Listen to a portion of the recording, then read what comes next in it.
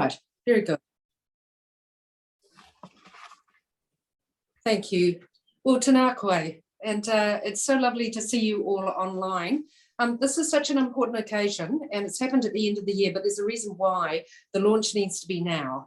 The reason is because, as you all know, there's a long, hot summer coming, and we're all crawling to Christmas at the moment, especially those of us who've been locked down in Auckland.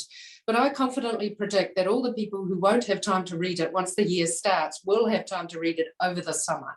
So I hope we've done something which is groundbreaking here. I hope we've done something which is thought-leading here. And I think the best time for us to get that out is now. So that's why we're launching it today. And can I welcome you all here today? And can I start by saying that you might say to me, well, why are we doing a case study, May? And why NIB? Well, I just want to start by talking to you about 4 key issues. I think that in terms of modern leadership, in a super diverse country such as Aotearoa, New Zealand, you can't be modern, and I'm actually quoting the Prime Minister here, you can't be a modern leader really, unless you've got cultural capability. And that, of course, includes being able to operate in a multicultural society on a bicultural base. And as a consequence of that, cultural capability, I think, is a big part of what it takes to be truly successful in New Zealand as a leader. But it's also important to a modern organisation in New Zealand. How can you be successful, especially in that growth segment of the New Zealand market, if you don't have the cultural capability to navigate the very unusual mix that we have in this country? New Zealand is unique, it's rare. And the reason is because, unlike other countries, we have a combination which is unique amongst the world and unique amongst other countries and cities in the world that are amongst the most super diverse. And that is that we have a high number of Indigenous people in the country, together with the biggest Pacifica city in the world, which is Auckland, and we have a very high number of Asians. And so that's a mix that you don't find anywhere else. And of course, on top of that, we now have also got a high rate of intermarriage. So despite also having a majority of the population that is Anglo-Saxon, we are moving towards a majority of the population who are also Maori, Pacifica, and Asian.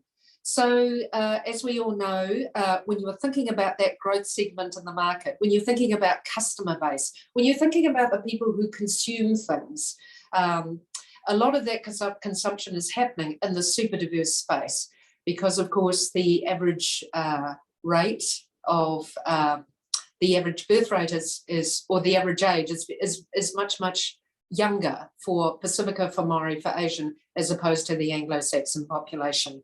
So the other issue is this, that everywhere I have been, everywhere, and I'm sure, Rob, you're the same, everywhere I have been in the last 3 months, maybe 6 months, maybe longer, is talking about talent and the dearth of talent and the fact that the market is really, really tight at the moment, and there just are not the skilled expert people to fill all the roles that are needed. And all I know is that a very significant part of that talent pool are Maori, Pacifica and Asian. They're super diverse, they're Indigenous. And so if you're not able to communicate and also provide a culturally capable organisation where those employees feel comfortable, then you're not going to attract them, you're not going to retain them, and they're not going to progress throughout your organisation. So that's kind of why we're doing a case study. We're doing a case study because I have had so many people say to me, May, the Superdiversity Institute is the only organisation in New Zealand that trains people in cultural capability. We don't know where to start. Our organisation doesn't have much cultural capability. We know it's important. We know it's important for our staff. We know it's important for our customer base.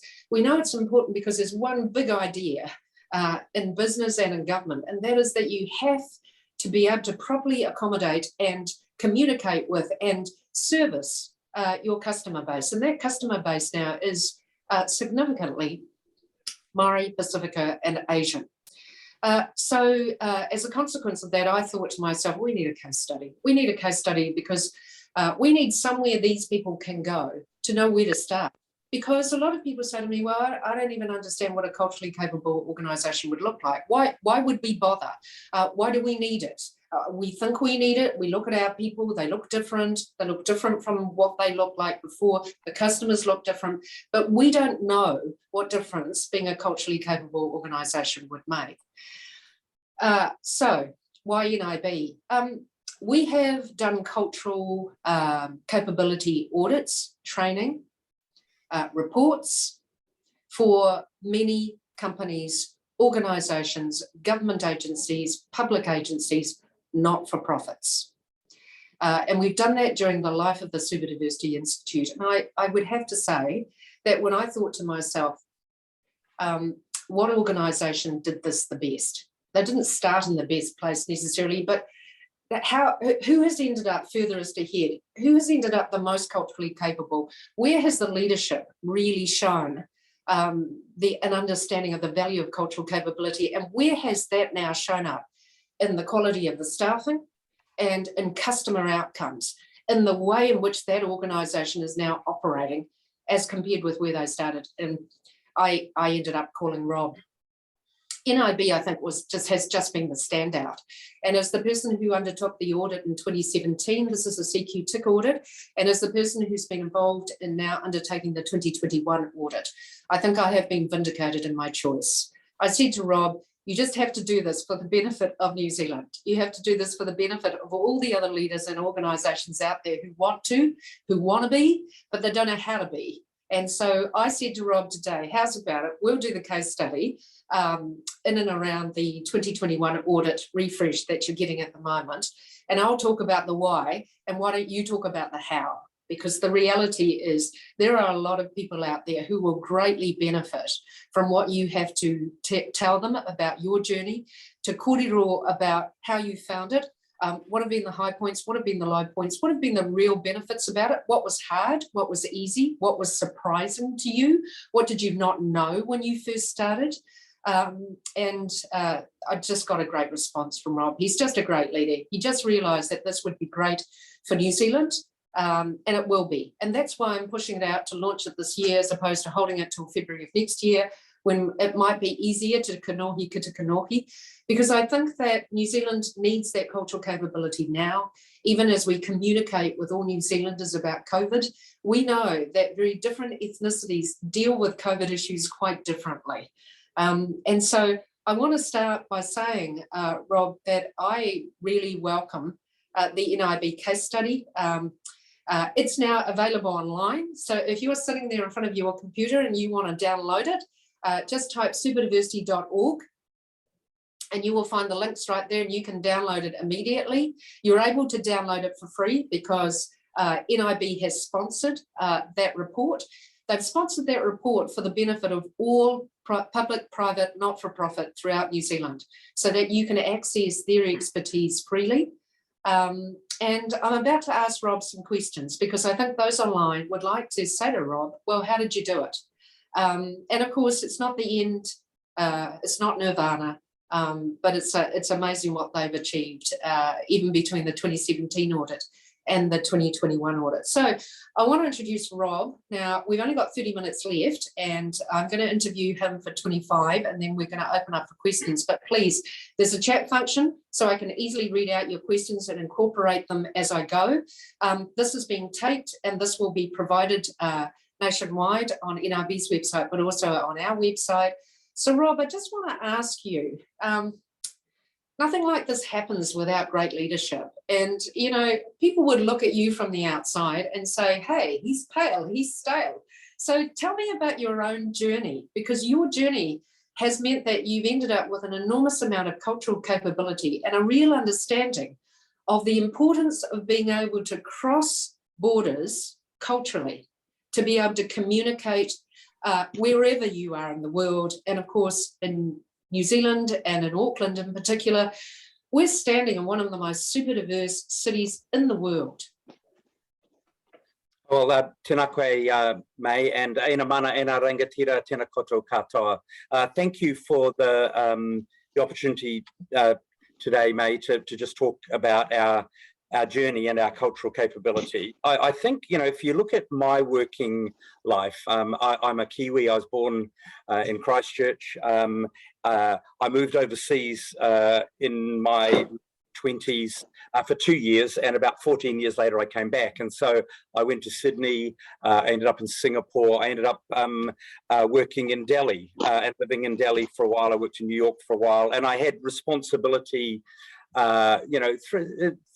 with some multinationals like Unilever, Visa, and American Express for different regions of the world. And I guess to answer your question, I learned that the ability to work with people from different cultures, and by cultures, I'm looking at that, kind of widely, not just the ethnicity, but age, gender, ethnicity, nationality, disability, sexual orientation. The ability to work with people well is really, really important. It's important personally to me because we work with people. I might talk about that a little bit later on when we talk about kind of our values. But also, if you want to get results, you have to understand people. You have to understand them well. So I guess I learned through being successful, but also quite a few missteps and learnings, let's call them that, that you have to understand people of different cultures, and you have to really be able to relate and get on. Excellent. So Rob, tell me, what has been surprising to you throughout this journey? Because I know when we first started, you said to me, "Oh, May, I don't think we've got much cultural capability. I don't know if we're very diverse."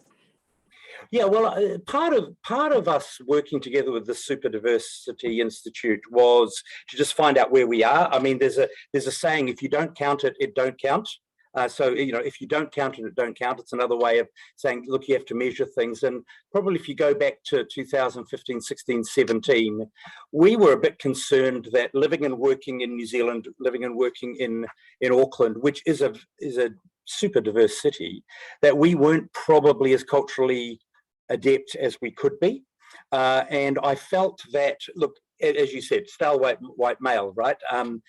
Pale, stale male, it doesn't really matter whichever way you look at it. I didn't feel that way personally, but that's perhaps the way others see me and perhaps part of our organization. So we wanted to find out where we were. We wanted to find out, were we very diverse? What capability did we have? And one of the surprising things for me, and if you go back to the 2017 survey, we found that we had, and you look around, we've got about 200 people in Auckland. You look around and you think, yeah, we've got people of different ethnicities and nationalities. We had 50 different ethnicities. More than half of the 200 were born outside New Zealand. A whole lot of people had actually had international experience, whether they'd lived overseas, whether they'd studied or worked overseas. And we actually found that people did feel, that we had a reasonably diverse organization.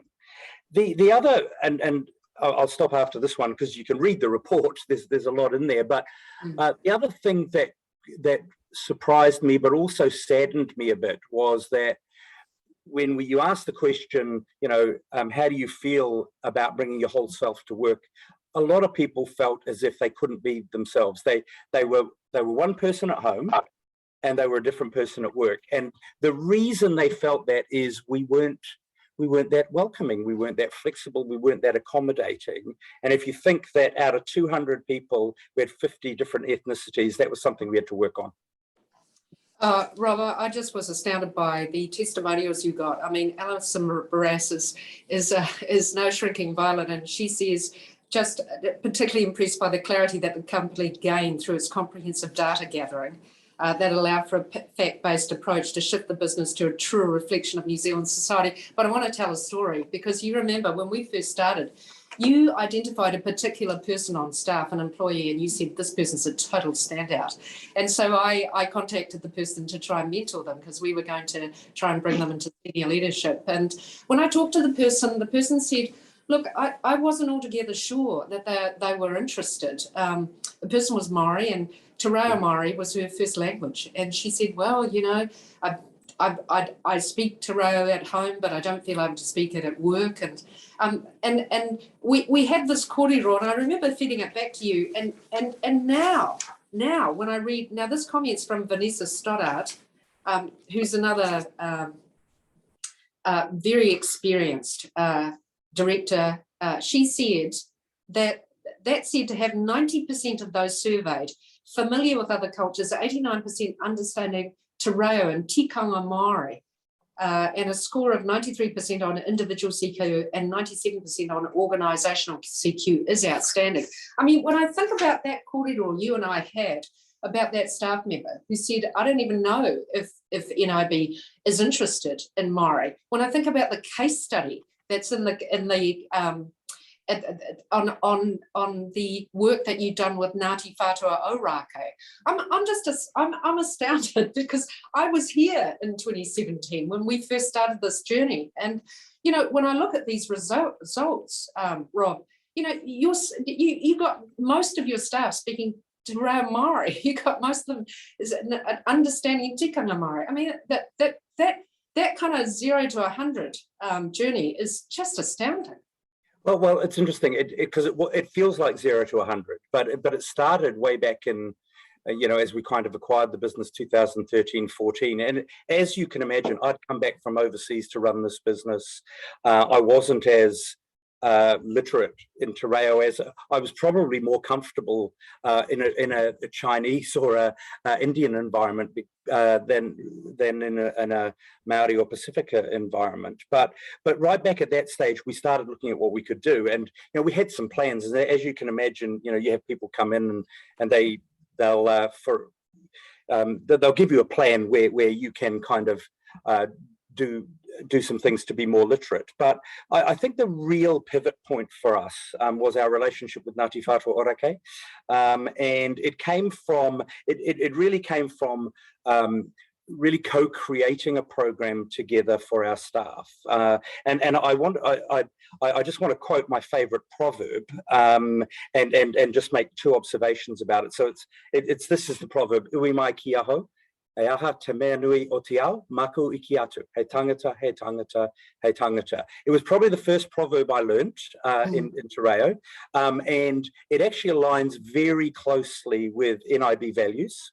Because we are a people business. We look after our people, they look after our advisors, our members, and our providers.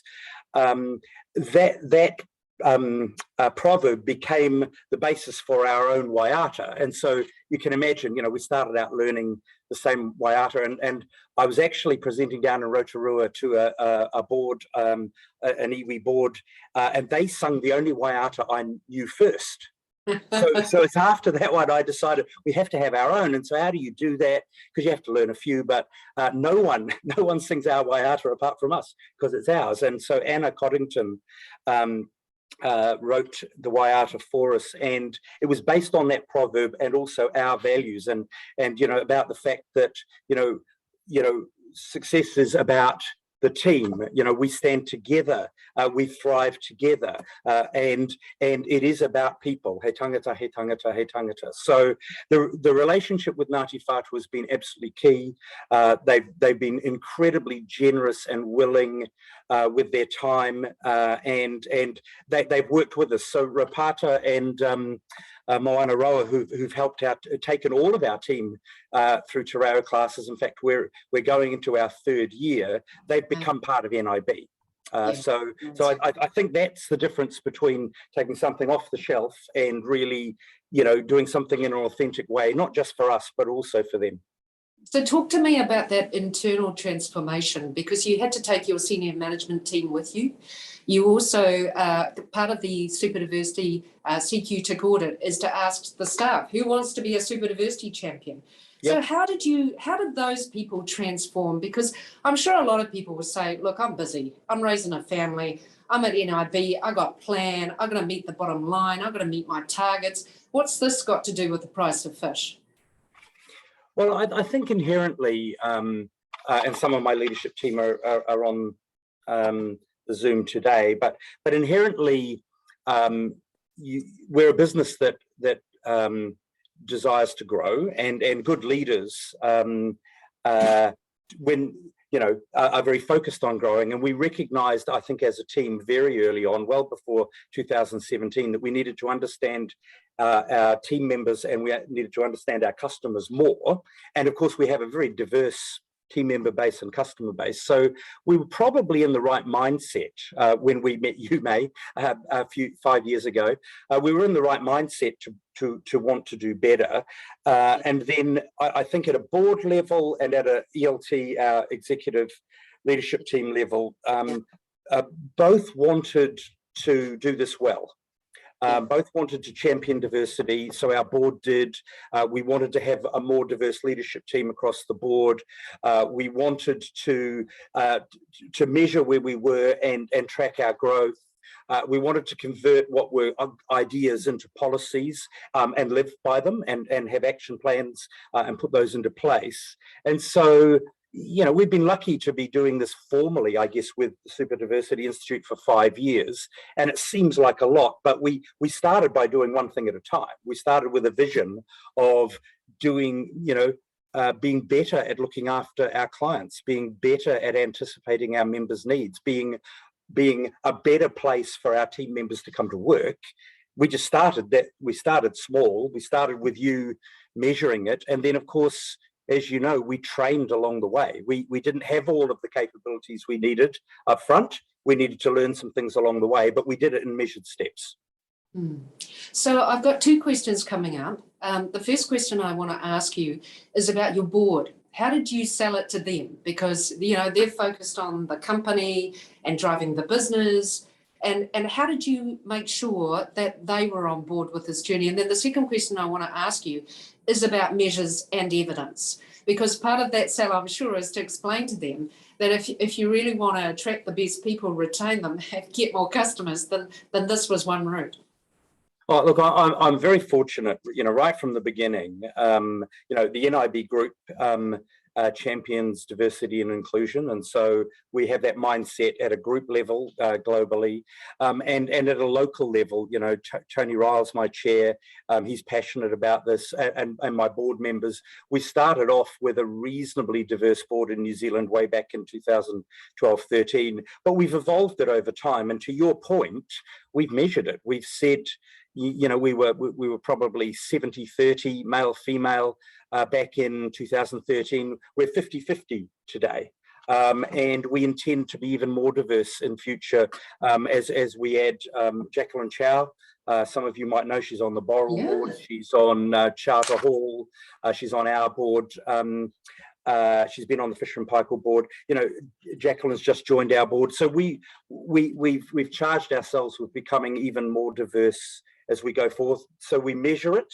We measure it at an ELT level. We're 60-40 today, female-male, so 60% female. And our business generally is 60-40 female-male across the board. And that's only one measure, gender, but we're looking to become more, not less diverse. Yeah, well, and I was interested. I mean, all your stats are pretty outstanding, and at least being comparable with the population, which is actually not that easy, or exceeding the population for that particular ethnicity. So let me put to you what the Race Relations Commissioner said, and this is his testimonial. He said, in the 21st century and beyond in Aotearoa, if we can't relate to our diverse communities, we will fail. I was asked by a large real estate agent 18 years ago, how do you sell houses to Asians? I replied, hire them. It's a no-brainer. Research time and time again has reported that diversity brings better culture in an organisation and makes more money. What other evidence do you need to change? And then he congratulates him. Any comments about that?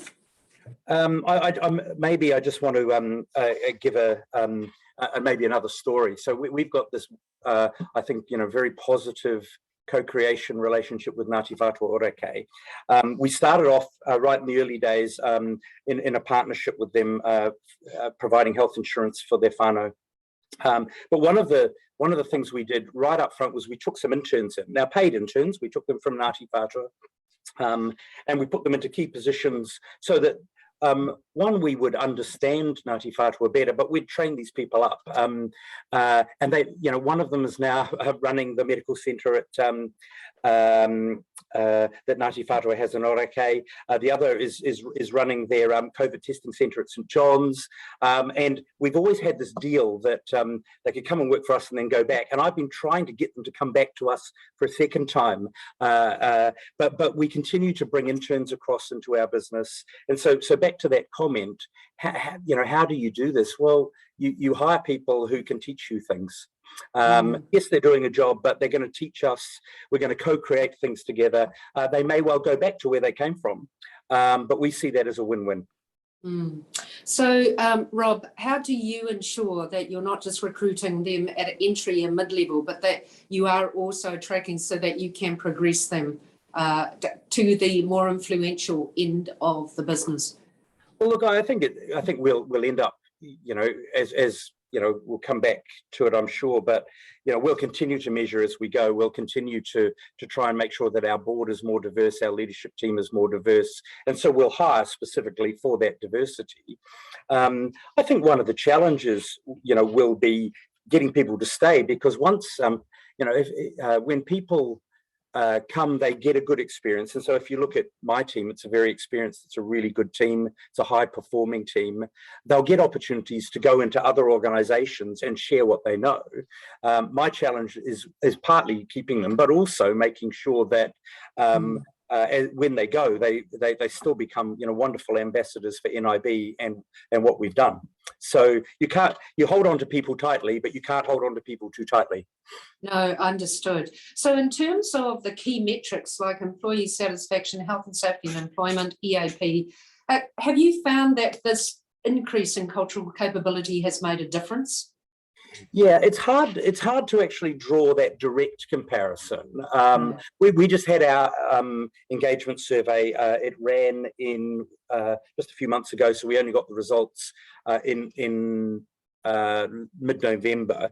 And I was expecting our engagement score during COVID to go down. Yes. It actually went up quite significantly. And why was I expecting it to go down? Because I think people are a bit fatigued. People tell you that I think it's been hard to live through all these lockdowns and all the pressures that go on in work and out of work. But I think people have enjoyed, and so we measure overall engagement, well-being, and inclusion, and all of those scores have been really, really strong. And I think the diversity and inclusion metric means that no matter what you're going through as a team and as an individual, if you feel that where you're working is the right place for you, you feel valued, you feel included, and that you can contribute, particularly in tough times, you feel good about where you are. So I was pleasantly surprised, but of course the bar goes up. Now that they're happier than they were before, we have to make them happier still. It's true. And so there are people online who are asking you questions and they're saying, wow, I don't even know where to start, because I've got a lot of, I've got what we in the business call the concrete middle. I've got a lot of people who actually don't support this and aren't going to be helpful. And we just don't know how to shift the dial in terms of starting this, because they think this is just mumbo jumbo fluffy stuff. They don't actually realize that it's absolutely critical to driving the performance of the business. What's your advice to them? Two pieces of advice. You've got to start somewhere, and it starts with you. And so someone has to champion it. Now we're very fortunate. We've got between 30 and 40 champions in our business, and so but you've got to start with people who want to do this, and make a case. The other thing is, look, talk to me, talk to you, May, talk to the Superdiversity Institute, because you might need some help. At the end of the day, the first survey we did was pivotal because it showed us both the problem and the opportunity. Yeah. So if you look at our case study now, behind some of these high-level metrics, there are business metrics. Go online, have a look at our business performance. It's pretty good. And when you look at us in 5 years' time, it will be even better.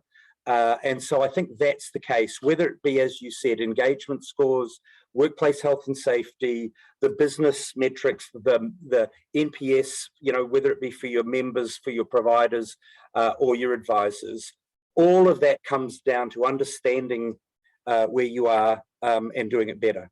So you've got to start somewhere. No, that's a great answer, Rob. So can I say that the measurement, I think, was important because it really gave us a real appreciation of what was happening. And actually, you're right, it showed us that there was enormous upside because there was actually a lot more diversity at NIB than we had thought. And then, of course, part of the audit is when we survey all the staff, we say to them, well, who'd like to put their hand up to be a Superdiversity champion? And I mean, we were astounded by the number.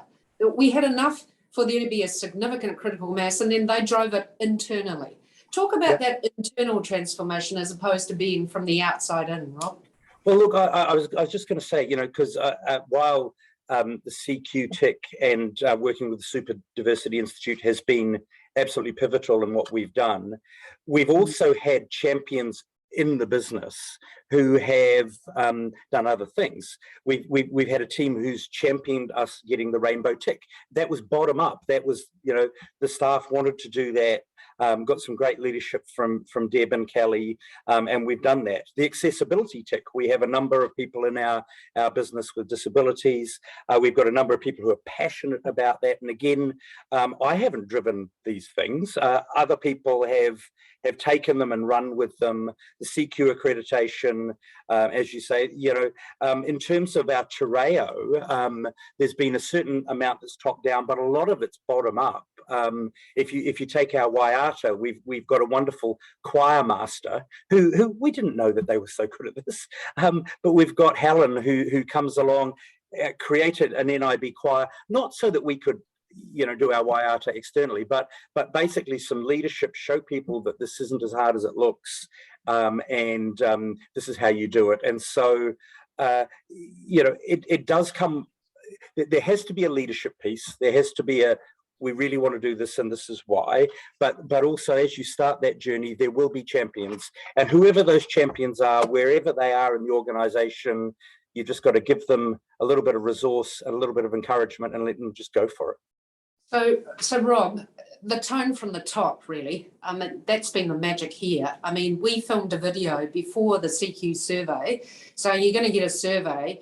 We don't want you to roll your eyes and say, oh God, another survey. We want you to understand that the CEO values your identity, values who you are. And so you've driven that culture, and you've driven that cultural change if people didn't know. So talk to those online about driving that cultural change, because, it would have been so different if the staff hadn't known that it mattered to you. Well, the good thing now is if you want to do something like this with COVID, we're all pretty good at doing a video. we can do them all, and putting it, whether you're using Workday or whether you're using Zoom or whatever you're doing, and getting it out and about. You have to start somewhere. I think the personal touch is really key. Not just because of position, but also because people want to know that you're authentic, right? All these ticks, the rainbow tick, the accessibility tick, the CQ accreditation, they're not about filling out the form. They're about doing this because in the organization, someone feels passionately about this. But it needs more than that. I come back to the, if you don't count it, it doesn't count. If you don't measure it, you are going to find sooner or later that this is going to look a bit expensive, right? But it's not expensive if you get results, if you can see the opportunity and it's worth it. And so each step of the way, you track it, you measure it. If you think about Terreo, and it's not all about money, but if you think about Terreo, after the first year, because we did make it pretty much compulsory to do 30 minutes a class for 10 weeks. At the end of that, we did a survey. People loved it. Now, I wasn't sure whether they would like it or not, but they loved it. And so when you've got that kind of evidence, it's pretty easy to get the budget for the next year. And do it again. When you've got the kind of evidence that comes out of the CQ surveys, it's pretty easy to find the money, or whether it's more money or whether you just redistribute it from somewhere else. It's pretty easy to put the money into diversity and inclusion initiatives, into some of these other things, because you've got the evidence to prove it. Yeah, brilliant. So talk to me about the Chinese case study. There's a particular initiative that you undertook, which turned out to be pretty successful. Well, at the end of the day, we're a business, and we've done this with the Indian community and the Chinese community, and with Maori. We've created and tailored products for those communities. So it's not about just putting what you've got in English in Hindi or in Chinese or in Terreo. It's about saying, well, what are the products that we offer, the services that we offer, how do we tailor these for the community? And so we looked at doing that way back in 2000, I think it was 18, seems like a long time ago, tailoring the products that we had for the Chinese community. And so particularly in terms of health insurance, it's not just about the communications and the advertising and the media buying, but it's also about, can you use the product, the insurance that you have to get access to traditional Chinese medicine. And so we created some benefits where you could do that, and that resonates with your audience. And we also got involved, as we've done with the Indian community and the Maori community, in specific events like Chinese New Year. We have people turn up, we learn more. We've got a number of Chinese team members. They were able to, we don't always have, just soulless people speaking one language in our call center, but we've got people who can multitask, and we've got people who can help out when someone gets a caller who's either speaks Chinese or speaks an Indian language or speaks one of the other 50 languages that our people speak. We made it known internally what skills people have, and we've made it easy for them to use them at work. So tailoring something specifically for the Chinese community. We've got people internally who are passionate about going to those events and mixing in those communities, and it's made a big difference to us as a business. That's wonderful. I just was thinking about how that measurement and the information has increased the knowledge about the sum total of skills that you have in NIB, and it's allowed you to maximise the full potential of them. Yeah, and if you look at the case study, there's some numbers in there, and they're not commercially sensitive, but we get an ROI of 4 to 1 on the initiatives that we run with the Chinese community. You can look at, at the end of the day, we are a business, but we're also a business with a heart. We do focus on people. Yeah, brilliant. So Rob, sorry.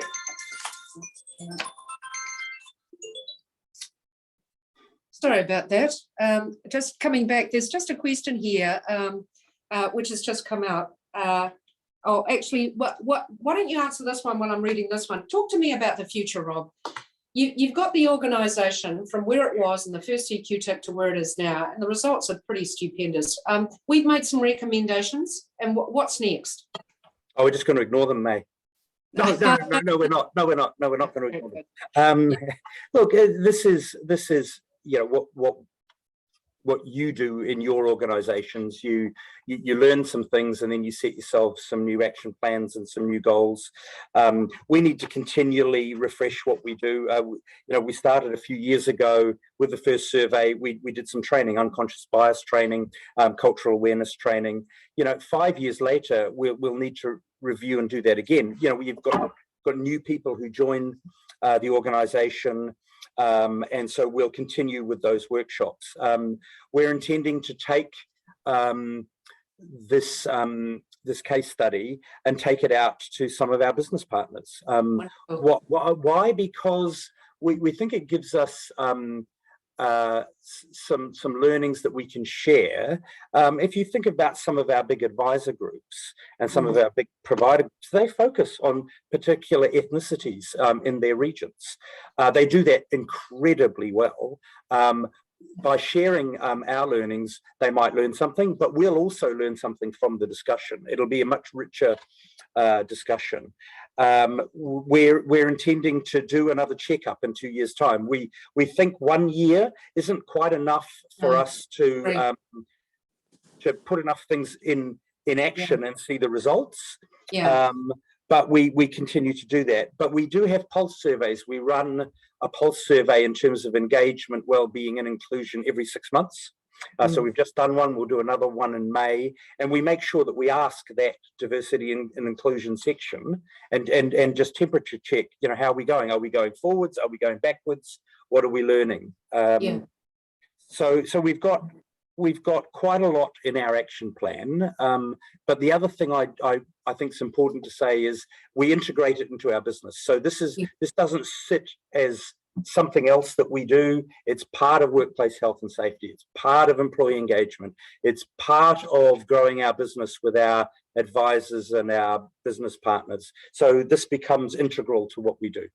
Well, I just think that's important, because what it's done is it's made your policies, core mainstream policies, more sophisticated. For example, you and I had a chat about the free to speak up. It's not that NIB is full of chilling effect. People are too frightened to speak up. But if you have a high number of super diverse people, then you know that given the communal background they come from, they're less likely to whistleblow, because it's just not how they were raised. So we're now able to factor all of these cultural factors into the policies that you're devising. And then specifically, the questions are coming in about how do you make sure it's not tokenism? How do you get the KPI measure? In other words, how can you be sure of the impact of CQ on the wider performance of the organisation in terms of employees, customers and shareholders and sustainable profitability? So the tokenism one, let me, this one's really important to me personally, because there are a number of opportunities we had over the last 9 years where we could have done things, but it didn't feel right. It would have been ticking the box. And myself and my leadership team, we don't like doing that, because it's not sustainable if it's tokenism. You've got to genuinely, as a team, want to do this and want to perpetuate it and want to take it forward. So we could talk more about that at another time if anybody's interested. But I think it has to be genuine. You come unstuck. I mean, at the end of the day, whether it be the Indian community, the Chinese community, the Maori community, Pacifica, oh my gosh, you can. If you're genuine, they'll let you away with a lot of mispronunciation. Mm-hmm. I've been corrected with love a number of times. But if you're token, I don't think in any place people would let you away with it. So I think that genuineness has to come through. In terms of sustainability and the metrics, I think that was the second part of the question. It's not that difficult once you start measuring this to triangulate and to just keep going and measuring things. So again, I'll go back to our pulse surveys. We know pretty much every 6 months whether we're on the right track or not, right? We're just taking that pulse. We get some surprises. Sometimes they're pleasant ones, sometimes they're unpleasant ones. There are lots of ways you can make sure that people are with you. One-on-one skip levels, pulse surveys, all of those kind of things, the regular surveys that the Superdiversity Institute does, to just make sure that that these strategies are working and that they are contributing to your overall goals. Rob, we've run out of time, but can I just say on behalf of everybody here, you are brave and you are courageous. It's hard to put yourself up above the parapet as a poster child, which is why I approached you. I knew I needed someone who was brave, and I needed someone who was up for it, but I also needed someone that was authentic. This wouldn't have happened without your leadership. I'm absolutely clear about that, because I do this for a living, and I see a lot of people for whom it doesn't work as well. And it doesn't work as well because they don't lead from the top. And so the tone from the top and the culture they create is not one where people truly say, no, he means it. He means it. No, CQ is really important to them. It's not just IQ and EQ. They really do want you to bring all of yourself to work. It will help you. It won't hinder your career. So we're really grateful to you. We're grateful to your organisation. You've gifted us a case study. Look, it's a start. It's not perfect. There's more to be done. You know that. I know that. But look, it's a damn fine start. And for those of you online today, I know a lot of you are here to learn. There's a lot of other people who will read this case study. I'm sure it will be downloaded by thousands of people who will read it, and it will have an impact. So that next year when we come back, CQ will be the new black. It will be as important as IQ and EQ. And culturally capable organisations like NIB will be considered to be modern by customers, and will get all of the benefit of Net Promoter Score, because customers will say, now you want to go to these guys. I feel comfortable dealing with them. They reflect us. They have people there that look like us, and they understand us. So Rob, can I just pay this tribute to you and to say thank you so much for today. Thank you for all of the work that you and your team have put into the case study. It's a gift to the nation. And can I say to those of you, the best way that you can pay Rob and NIB back is to work towards cultural capability for your own organisation. They're a front runner. They would love to have hordes of people following them. Kia ora koutou.